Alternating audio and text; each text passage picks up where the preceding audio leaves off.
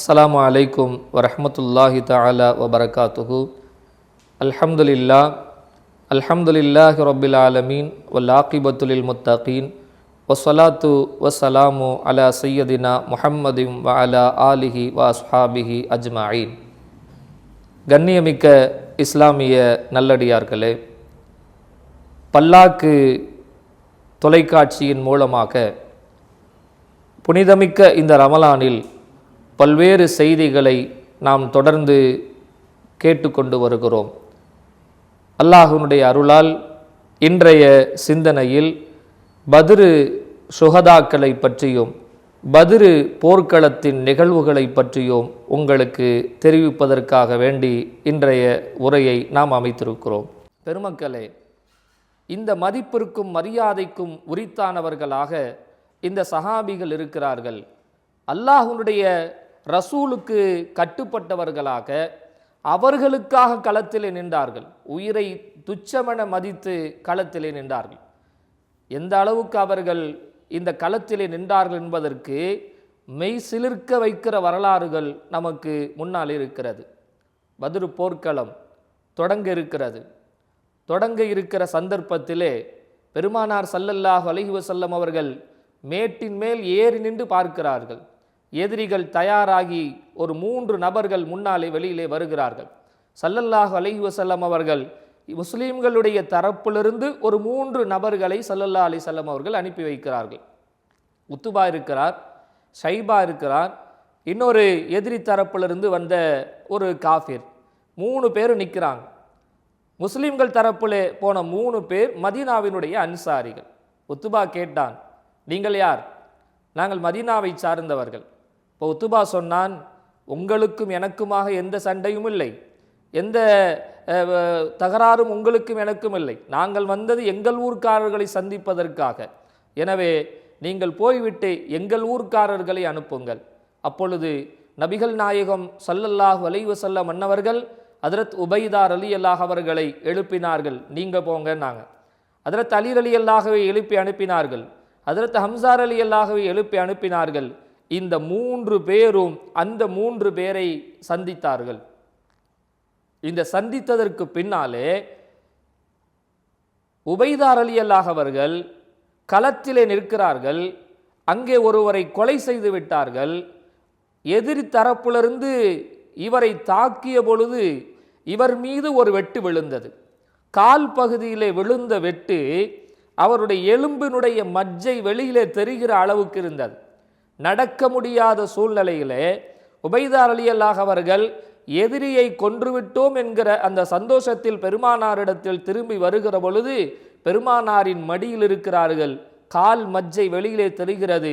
ரத்தம் சிந்த பெருமானாருடைய மடியிலே இருந்த ஹஜ்ரத் உபைதா ரலியல்லாஹு அவர்கள் பெருமானாரிடத்தில் கவலையோடு பேசிய வார்த்தை, உயிரோடு திரும்பி வந்ததற்கான சந்தோஷம் அல்ல, எதிரியை கொன்றுவிட்டதோடு மாத்திரமில்லாமல் இந்த களத்தில் என் உயிர் போகவில்லையே என்கிற அந்த கவலையில், அந்த வருத்தத்தில் பெருமானாரிடத்தில் கவலையோடு சொன்னார்கள், எனக்கு சொர்க்கம் தவறிவிட்டதோ என்று நான் நினைக்கிறேன் என்றார்.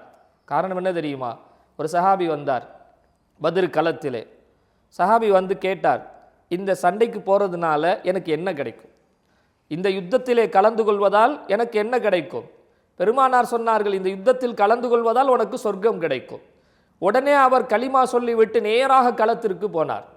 இந்த செய்தி சஹாபிகள் எல்லோரும் கேட்டார்கள். அதனால்தான் உபைதா ரலியல்லாஹு அவர்கள் அந்த இடத்துல எனக்கு சொர்க்கம் தவறிச்சோன்னு அவர்கள் கவலைப்பட்டார்கள். பத்ரு களத்தில் 14 பேர் ஷஹீதானார்கள். ஷுஹதாக்கள் 14 பேர். அதிலே 13 நபர்கள் அந்த இடத்திலேயே அடக்கம் செய்யப்பட்டிருக்கிறார்கள். மீதி ஒருவர் உபைதா ரலியல்லாஹு அவர்கள், இவர்கள் அந்த இடத்தில் அடக்கம் செய்யப்படவில்லை. காரணம், அவங்க திரும்பி உயிரோடு வந்துட்டாங்க. பெருமானாரின் மடியில் இருக்கிறார்கள், கவலைப்பட்டு கொண்டே இருக்கிறார்கள். ஆனால் திரும்ப யுத்தம் முடித்து ஊர் செல்லுகிற வழியிலேயே உபைதா ரலியல்லாஹு அவர்கள் மரணித்து போனார்கள். அவர்கள் கவலைப்பட்டதை அல்லாஹ் அங்கீகரித்து கொண்டான். அவருக்கும் ஷஹீத் என்கிற அந்தஸ்தை அல்லாஹ் வழங்கினான். இந்த இடத்துல அந்த யுத்தத்தில் உயிர் போயிருந்தா நல்லா இருக்குமே என்று யோசித்த அளவிற்கு அவர்களுடைய ஈமான் இருந்தது என்பதுதான் உபைதா ரலியல்லாஹுனுடைய வரலாறு நமக்கு முன்னாலே காட்டுகிறது. இந்த பெருமக்கள் அவ்வளவு தூரம் களத்திலே நின்று போராடியதனுடைய காரணத்தினால்தான் எல்லா சஹாபிகளுக்கும் ஒரு மரியாதை உண்டு. குறிப்பாக பத்ர் சுஹதாக்களுக்கு ஒரு தனித்த மரியாதை இருக்கிறது.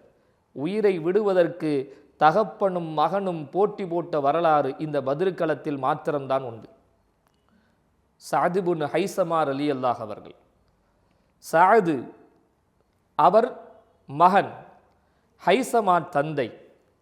பெருமானார் ஸல்லல்லாஹு அலைஹி வஸல்லம் அவர்கள் யுத்தத்துக்கு தயாராகுங்கள் என்று சொன்ன பொழுது ஹைஸமா தன் மகனிடத்திலே சொன்னார், 2 பேரும் யுத்தத்துக்கு போயிட்டா, 2 பேரும் கொலை செய்யப்பட்டு விட்டால், ஷஹீத் என்கிற அந்த இடம் கிடைத்து விட்டால், நம் வீட்டு பெண்களை பார்ப்பதற்கு யாருமே இல்லாத ஒரு சூழல் ஏற்பட்டு விடும். அதனால் என்ன செய்வது? ஹைஸமா சொன்னார், மகனே, நான் போகிறேன், நீ இரு. நான் களத்திலே நிற்கிறேன், நீ இந்த இடத்தில் இரு. நான் திரும்பி வந்துவிட்டால் நீ யுத்தத்திலே கலந்து கொள். நான் திரும்ப வராவிட்டால் இந்த பெண்மணிகளை நீ பார்த்துக்கொள், நம் வீட்டு பெண்மணிகளை நீ பார்த்துக்கொள். மகன் சொன்ன வார்த்தை என்ன தெரியுமா? தந்தையே, வேறு ஏதாவது ஒரு சந்தர்ப்பத்தில் இப்படி ஒரு வார்த்தை சொல்லி இருந்தால் நிச்சயமாக நான் கேட்டிருப்பேன். இந்த இடம் இருக்கிறதே சொர்க்கத்துக்கும் எனக்குமான இடம். எனக்கு சொர்க்கம் கிடைக்க வேண்டும் என்ற அந்த நிலையில் இருக்கிற ஒரு இடத்திலே இப்படி ஒரு வார்த்தை சொல்லுகிறீர்கள். உங்கள் சொல்லை தட்டுவதற்கு நான் மன்னிப்பு கேட்கிறேன், வருந்துகிறேன். நீங்கள் இங்கே இருங்கள், நான் களத்திலே போகிறேன். தந்தையும் மகனும் உயிரை விடுவதற்கு போட்டி போட்டு கொண்டிருக்கிறார்கள். அந்த இடத்திலே பெரும் பரிசு கிடைப்பதற்காக அல்ல, அங்கே போனால் நிறைய செல்வம் கிடைக்குமே என்கிற அந்த ஆசைக்கான போட்டி அல்ல. போனால் உயிர் கிடைக்காது என்கிற நிலையில் இருக்கிற இடத்திலே தான் தந்தையும் மகனும் பேசிக்கொள்கிறார்கள். தந்தையே, நீங்கள் இருங்கள், நான் போகிறேன் என்று சஅத் ரலியல்லாஹு அவர்கள் தந்தையிடத்திலே சொல்கிறார்கள். 2 பேருக்குமான அந்த வாக்குவாதத்தில் கடைசியிலே சரி, யாருக்கும் பிரச்சனை வேணாம், சீட்டு போட்டு பார்ப்போம். அந்த சீட்டில் யார் பெயர் வருகிறதோ அவர் யுத்தத்திலே கலந்து கொள்ளட்டும் என்று இருவரும் சீட்டு போட்டு குலுக்கி பார்த்து அதிலே சஅத் இப்னு ஹைஸமா அவர்கள் மகனுடைய பெயர் வந்தது. அவர் யுத்தத்திலே கலந்து கொண்டார். கலந்து கொண்டதோடு மாத்திரமல்ல, ஷஹீதானார் என்பது வரலாறு நமக்கு சொல்லி காட்டுகிறது. இதுபோல நிறைய செய்திகள் அந்த சஹாபிகளுடைய அந்த இடத்திலே நடந்த நிகழ்வுகள் நமக்கு ஈமானுடைய அந்த வலுவை நமக்கு தரக்கூடியதாகவும், அவர்களிடத்தில் ஏற்பட்ட அந்த சம்பவங்கள் நம்மை மெய்சிலிர்க்க வைக்கக்கூடியதாகவும் இருக்கிறது. அதனால்தான் இந்த பெருமக்கள் அவ்வளவு தூரம் மரியாதைக்குரியவர்களாக இருக்கிறார்கள். பெருமானார் சொன்னதைப் போல தனித்த மரியாதை மிக்கவர்கள் இந்த பெருமக்கள். இவர்கள் அங்கே நின்றதின் காரணத்தினால்தான் இன்றைக்கு இஸ்லாம் உலகம் முழுக்க பரவி இருக்கிறது. இன்றைக்கு இஸ்லாம் இவ்வளவு தூரம் வளர்ந்திருக்கிறது, இவ்வளவு தூரம் இஸ்லாம் முன்னேறி இருக்கிறது என்றால் இந்த பெருமக்கள் களத்திலே நின்றதுதான்.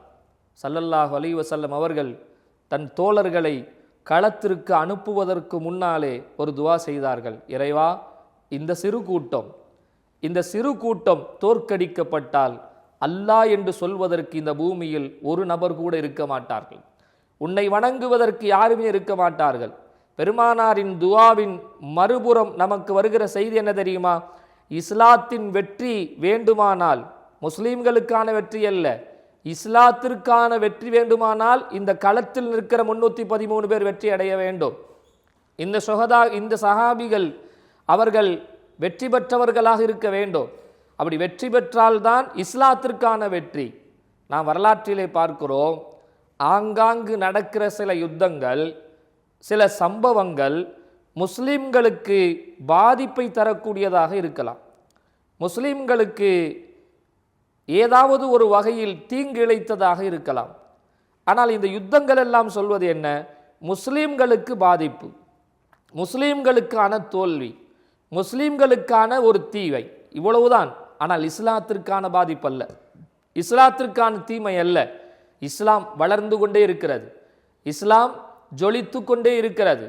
உலகத்தில் இஸ்லாம் தோற்கவே இல்லை, தோற்கவே செய்யாது. அல்லாஹ் சொல்கிறார், யுரீதூனல் யுத்ஃபிஉ நூரல்லாஹி பிஅஃப்வாஹிஹிம். இந்த எதிரிகள் இருக்கிறார்களே, தங்களுடைய வாயினால் இஸ்லாத்தின் ஜோதியை அவர்கள் அணைப்பதற்கு நாடுகிறார்கள், அணைப்பதற்கு விரும்புகிறார்கள். ஒரு காலும் இதை அணைக்க முடியாது. வல்லாஹு முத்திம்மு நூரிஹி, அல்லாஹ் இந்த ஜோதியை பரிபூரணமாக்கி தருவான், பிரகாசமாக அல்லாஹ் ஆக்குவான் என்பதுதான் திருக்குர்ஆனுடைய வசனம்.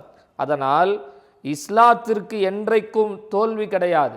முஸ்லிம்களுக்கு வேண்டுமானால் ஆங்காங்கு சில தோல்விகள் இருக்கலாம்.